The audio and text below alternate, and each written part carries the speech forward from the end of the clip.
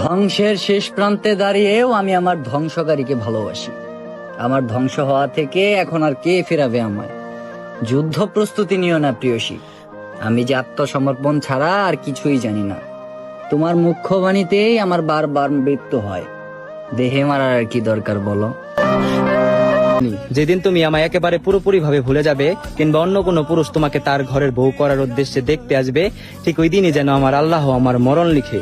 আর বৃহস্পতিবার সন্ধ্যাবেলা যখন তোমার প্রিয় মানুষেরা তোমার শরীরে হলুদ ছোঁয়াবে, ঠিক সেই মুহূর্তেই যেন আমার প্রিয় মানুষেরা আমার শেষ গোসলের জন্য বরই পাতার গরম জল।